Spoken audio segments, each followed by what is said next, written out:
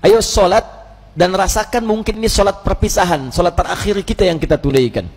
Rumus ini diambil di Quran surah kedua Al-Baqarah ayat ke-45 sampai 46. Di ayat 45 Allah memberikan gambaran orang khusyuk. Ya, wasta'inu bis-sabri was-salah wa innaha lakabiratun illa 'alal khashi'in. Kalau Anda punya masalah dalam hidup, kata Allah, jangan mengeluh. Ayo minta solusi kepada Allah. Pertama, terima dengan sabar. Menerima dengan sabar memberikan ketentraman pada jiwa. Minimal jiwa tenang dulu walaupun solusi belum datang. Jiwa yang gelisah hanya akan menghadirkan keresahan dan sikap yang tidak penting, sehingga melahirkan hal-hal yang tidak kondusif. Nah, kata Quran, sabar dulu, terima. Ini ujian. Tidak mungkin Allah menguji seseorang yang tidak sanggup menerimanya. Kaidahnya mengatakan, la yukallifullahu nafsan illa wus'aha. Allah hanya akan menguji seorang hamba kalau dia sanggup menerimanya. Kalau Anda sekarang bawa masalah yang sangat besar, itu hanya Anda yang sanggup, yang lain tidak. Makanya Anda yang diuji, bukan orang lain. Terima dengan sabar, ada pahala di dalamnya. Bukankah Anda ingin dekat dengan Allah? Dekat dengan Allah itu kuncinya kesabaran. Karena itu Allah firmankan, innallaha ma'as sabirin. Quran surah kedua ayat 153. Sabar itu adalah kalimat pembuka ucapan selamat dari malaikat ketika menyambut para ahli surga. Bukankah Anda ingin masuk surga? Maka di Quran surah ke-13 ayat ke-24, malaikat disebutkan dalam Quran menyambut ahli surga pertama kali dengan kalimat sabar. Salamun alaikum bima sabartum fa ni'ma uqbad dar. Selamat ya, Anda sabar saat di dunia. Sabar. Dengan sabar ini Anda bisa masuk surga. Silahkan nikmati tempat yang belum pernah Anda nikmati dan rasakan sebelumnya. Sabar. Dan sabar itu selalu bersanding dengan ujian. Quran surah kedua Al-Baqarah ayat 155. Ya, walanabluwannakum bisyai'in minal khauf wal ju' wa naqsim minal amwal wal anfus wath thamarat wa basyiris sabirin. Setiap yang hidup akan kami uji dengan berbagai persoalan kehidupan, bukan untuk membebani, kata Allah, tapi meningkatkan kualitas kehidupan. Sebab seorang yang tidak diuji tidak akan ketahuan peningkatan kualitas hidupnya. Anak SD yang tidak ujian sulit bagaimana mengukur kapasitas ilmunya untuk layak masuk SMP. Anak SMP yang tidak ikut ujian sulit diukur apakah kualitas keilmuannya bisa enggak masuk dia ke SMA. Demikian dalam hidup, ketika kita diuji, hakikatnya Allah ingin meningkatkan kualitas kehidupan, bukan ingin membebani hidup kita menjadi banyak dengan persoalan. Ada yang gelisah, kata Quran. Ada yang kemudian berkurang harta benda. Ada yang makanannya kemudian belum didapati. Ada yang sakit sampai dengan wafat. Ada yang proyeknya mungkin diambil oleh orang lain. Tapi kata Allah, berbahagialah ketika Anda diuji dengan itu semua. Hal yang Anda lakukan pertama kali adalah sabar. Wabasyiris sabirin, sabar. Tapi yang paling menarik, sabar itu tidak mudah. Tapi ada yang lebih susah dibandingkan dengan sabar, yaitu khusyuk. Khusyuk. Karena itu ketika Allah menyandingkan sabar dengan khusyuk, wasta'inu bis-sabri was-salah. Jika Anda punya masalah, terima dulu dengan sabar, minta tolong lewat salat. Tapi salat tidak mudah, illa 'alal khashi'in, kecuali bagi orang khusyuk. Khusyuk lebih sulit dibandingkan dengan sabar. Ketika Allah sandingkan antara sabar dengan khusyuk dalam salat, maka kata gantinya hanya menunjuk kepada salat. Wa innaha, bukan wa innahu. Ha, dhamirnya muannats. Salat ujungnya tak marbutah, menunjuk pada muannats. Maka kata Allah, menunaikan salat dengan khusyuk itu lebih sulit dibandingkan sabar, sekedar sabar menerima ujian. Kenapa? Dalam sabar kita masih bisa mengingat sesuatu yang ingin kita ingat. Dalam salat yang tidak ingin Anda ingat bisa diingat. Silahkan cek Abu Dawud nomor hadis 857. Ketika Anda bertakbir mengucapkan Allahu Akbar, disitulah kata Nabi, setan akan membisikkan pada jiwa Anda, uzkur kada, uzkur kada. Ibu kalau belum takbir, Bu, biasa aja. Tapi begitu ibu mengucapkan Allahu Akbar, kata Nabi, setan di situ mulai bekerja. Ingat ini ya, ingat itu ya. Gak percaya silahkan nanti zuhur, Bu. Begitu ibu takbir, handphone, ingat WhatsApp belum dibalas, miss call belum dijawab, entah itu khairayara atau miss call syarayara. Mesti ingat tuh. Bahkan kata-kata saya ini ibu akan ingat tuh. Begitu ibu takbir, mulai bekerja. Ingat ya, kata Ustaz Adi, setan akan bisikin tuh. Itu setan, Bu, bukan saya. Muncul dia. Ya, hatta la yash'ural musalli kam rak'atan yusalli. Sampai-sampai orang sholat, kata Nabi nih, kalau Nabi bicara pasti akan terbukti. Sampai-sampai orang sholat, ada yang tidak sadar berapa rakaat sedang menunaikan sholatnya. Oh. Muncul. Nah, kalau Anda ingin khusyuk bagaimana caranya? Ayat 46-nya mengatakan, ini poin kita. Alladzina yadhunnuna annahum mulaqu rabbihim wa annahum ilaihi raji'un. Alladzina yadhunnuna annahum mulaqu rabbihim. Orang salat yang khusyuk itu sudah ketahuan kata Quran dari persiapannya. Dia bersiap untuk menjumpai Rabbnya. Tuh.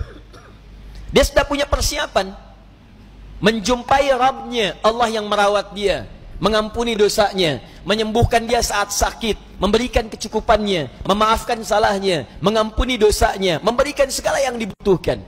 Maaf, pimpinan perusahaan saja hanya memberikan pada Anda bekal kehidupan dari gaji atas pekerjaan yang Anda lakukan. Anda sekarang diundang sama pimpinan jam 9 misalnya datang. Bukankah persiapannya luar biasa? Mandi, cari pakaian yang bagus, ya, kemudian mohon maaf sekali, sepatunya pun sampai dibersihkan dulu, rapi-rapikan, datang dengan penampilan luar biasa. Nah, orang yang menghadap pencipta pimpinan, pencipta segalanya, Malikul Mulki, menghadap kepada Allah, itu kata Quran kelihatan dari sejak persiapan akan beda dengan yang lain. Jadi kalau menghadap manusia saja sudah bagus, menghadap Allah lain. Ketika tiba panggilan dari masjid, Quran surah ke-7 ayat 31. Ya bani Adam khudhu zinatakum 'inda kulli masjid. Hei anak cucu Adam, kalau sudah tiba panggilan dari masjid, maka siapkan penampilan terbaikmu. Orang khusyuk beda.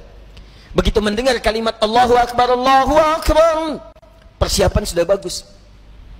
Nah, jadi kalau Anda sudah merasakan persiapan seperti itu, maka ketahuilah Allah sedang mencintai Anda karena sedang meresapkan kekhusyuan dalam jiwa Anda. Tapi kalau sebaliknya, dengar azan masih santai. Kok masih santai? Belum qomat. Dengar qomat belum siap-siap. Atau bahkan lebih dahsyat, dengar azan tapi sudah menolak. Allahu Akbar, kecilin volumenya. Wah, ini masalah. Dan kita doakan supaya mendapatkan pencerahan lebih baik, bukan dicela karena mungkin belum siap menerima nilai kebaikan, sehingga doa kita bisa memudahkan itu untuk didapatkan. Begitu cara merespon sesuatu. Jangan selalu keburukan yang terlihat direspon dengan cara yang lebih buruk, tidak. Ya, mencegah kemungkaran bukan dengan cara yang mungkar. Hal yang pertama kita lakukan, tumbuhkan sikap ma'ruf, nilai-nilai kebaikan yang dengan itu kemudian mendapatkan simpati yang lebih baik dari sebelumnya. Anda punya tetangga, tetangganya muslim, laki-laki, beriman kepada Allah. Jarak dia ke masjid cuma 5 meter. Ini masjid, ini rumah dia. Speaker masjid menghadap ke rumahnya begini. Ya. Tapi dengar adzan belum tergerak untuk ke masjid, nggak mau dia ke masjid. Apa hukumnya? Hukum laki-laki beriman yang tidak mau ke masjid, rumahnya dekat dengan masjid. Apa hukumnya? Beri nasihat, bakar rumahnya. Main bakar aja. Sudah, hukumnya ajak dia ke masjid. Paham? Barangkali dititipkan oleh Allah jadi tetangga bapak supaya bapak dapat banyak pahala dari situ. Karena cuma bapak yang bisa ngajak, bukan dititipkan pada tetangga yang lain. Kenapa nggak Anda ajak? Tetangga masa gitu? Ya, ajak dia. Ya, ajak, doakan di malam hari, ajak di pagi harinya, ayo ke masjid, ayo ke masjid. Begitu dia ke masjid karena ajakan Anda, maka setiap dia masuk masjid dan ibadah di masjid, Anda mendapatkan bagian dari pahalanya. 2 lafaz hadisnya. Di hadis Muslim hadis 1402, man sanna fil islami sunnatan hasanatan falahu ajruha mithla ajri fa'iliha min ghairi an yankusa min ajriha syai'. Siapa yang mengoptimalkan sunnah-sunnah kebaikan dalam Islam, mengajak pada sesuatu kebiasaan dalam Islam, diikuti oleh orang lain, maka dia mendapatkan pahala dari yang mengikuti itu tanpa dikurangi sedikit pun. Sunnah kebaikan berjamaah, sunnah yang sangat ditekankan. Ayo ke masjid, ke masjid, ke masjid. Begitu orang itu ke masjid, baru masuk masjid, Anda mendapatkan pahala dari orang itu tanpa dikurangi sedikit pun. Saya kasih info, kita ini baru nyampe masjid, alhamdulillah, di hadis Muslim disebutkan sudah mendapatkan 25 kebaikan. 25 itu 1 ke 2 jaraknya 500 tahun, 2 ke 3 500 tahun, 3 ke 4 500 tahun, sampai ke 25-nya baru masuk. Nah, orang yang bisa mengajak orang lain ke masjid, begitu orang itu masuk, dia mendapatkan otomatis transfer pahala sama persis 25 tanpa dikurangi sedikit pun. Itu belum tahiyatul masjidnya, belum bacaan Qur'annya, belum zikirnya, luar biasa. Nah, saya kembalikan kepada yang awal, maka orang-orang khusyuk itu dari penampilan sudah ada. Kemudian dia datang menunaikan sholat. Bagaimana perasaan saat akan menunaikan? Kenapa pakai pakaian yang bagus? Kenapa wudhu dulu? Quran surah 5 ayat 6. Kenapa dia sempurnakan wudunya? Alasan paling utamanya bukan sekedar sholat. Wa annahum ilaihi raji'un. Dia merasa mungkin ini adalah sholat terakhir yang dia tunaikan, dan mungkin dalam sholat itu dia akan pulang kepada Allah Subhanahu wa ta'ala. Karena itu diantara orang-orang saleh, kalau sudah tiba panggilan adzan, sahabat Ali bin Abi Thalib radhiyallahu ta'ala anhu, begitu adzan dikumandangkan sudah bergetar jiwanya. Ditanya, lima hakadha ya amiral mu'minin, kenapa perasaan anda demikian ya amiral mu'minin? Kata beliau, tibalah panggilan yang kalaupun terdengar oleh gunung dan yang lainnya mereka akan bergetar, karena takut kepada Allah, khawatir tidak bisa menyempurnakan perintahnya.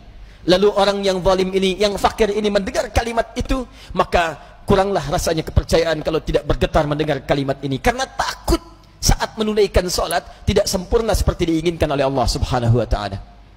Abu Bakar ketika mengucapkan takbir Allahu Akbar bergetar tangannya, karena khawatir dalam sholatnya tidak sempurna seperti Allah menginginkannya. Dan yang lebih dikhawatirkan dalam ketidaksempurnaan itu, wafatlah ia dipanggil oleh Allah Subhanahu wa ta'ala.